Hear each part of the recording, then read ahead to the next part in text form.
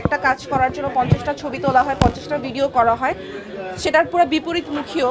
ও চায় না কেউ ওকে চিনুক, কেউ ওকে বুঝুক, কেউ ওকে জানুক। ও নাচেন অবস্থায় কাজ করে যেতে চায়। আমি অসম্ভব গর্বিত, কারণ আমার হাজব্যান্ডকে আমি যাই বলি, ও পৃথিবীতে আমাকে কিছুতে না বলে না একটা জিনিস ব্যতীত, সেটা হচ্ছে যদি আমি ওকে বলি আমরা কি বিদেশে কখনো সেটেল হব, ও বলে না।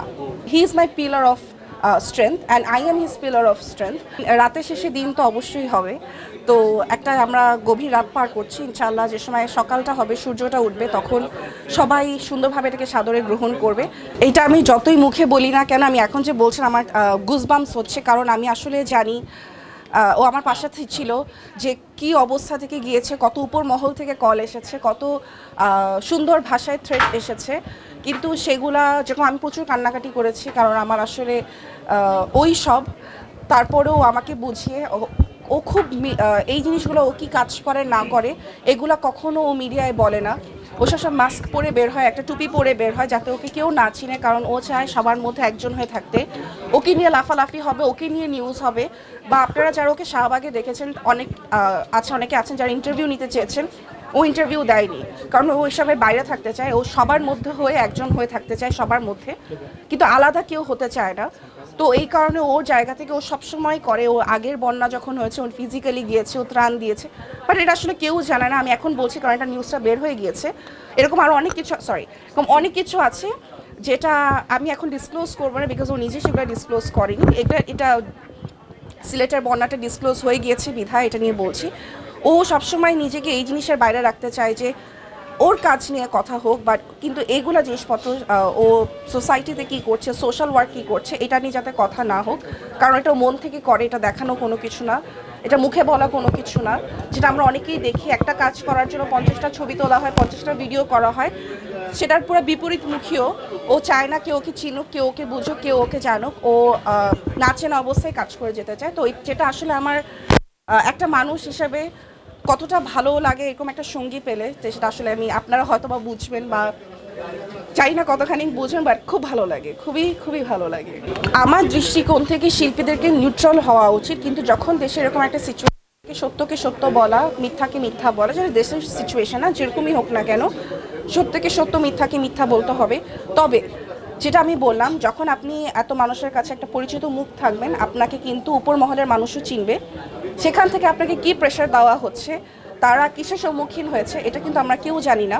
আমরা তাদেরকে নিয়ে কথা বলছি, তাদেরকে নিয়ে অনেক কিছু বলছি, হয়তোবা তাদের পিছনের স্টোরি আমরা জানি না, হয়তোবা তাদেরকে কিছু বলা হয়েছে, কারণ কিছু পক্ষ থাকলে সেটা বিপক্ষ থাকবে, বিপক্ষের পক্ষ থাকবে, এটাই নিয়ম।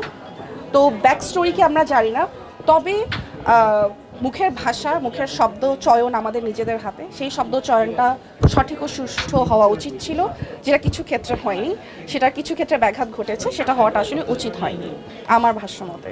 আমি অসম্ভব গর্বিত, কারণ আমার হাজব্যান্ডকে আমি যাই বলি, ও পৃথিবীতে আমাকে কিছুতে না বলে না একটা জিনিস ব্যতীত, সেটা হচ্ছে যদি আমি ওকে বলি আমরা কি বিদেশে কখনো সেটেল হব, ও বলে না। আমি যদি এখানে থালা বাসন মাজি কোনো রেস্টুরেন্টে, আমি তারপরও এখানে থাকবো, আমি কাজ করি না করি, আমি এখানেই থাকবো, আমি আমার দেশ ছেড়ে কখনো যাব না। আপনারা যদি আগামী 20 বছর পরে ওকে একই প্রশ্নটা করেন, ও একই বলবে। হয়তোবা আমার প্রেশার বা ফ্যামিলির প্রেশারে কিছু হয়তো ওকে করতে হতে পারে, যেটা আমিও আসলে চাই না। আমি এই কারণে বিদেশে পড়তেও যাইনি, কারণ আমার কাছে মনে হয় যেখানে আমার ঘাঁটি, যেখানে আমার সব নিজের ভাষা, সব কিছু, সেটা ছেড়ে আসলে আমার পক্ষে যাওয়া সম্ভব না, আর ও তো আরই না।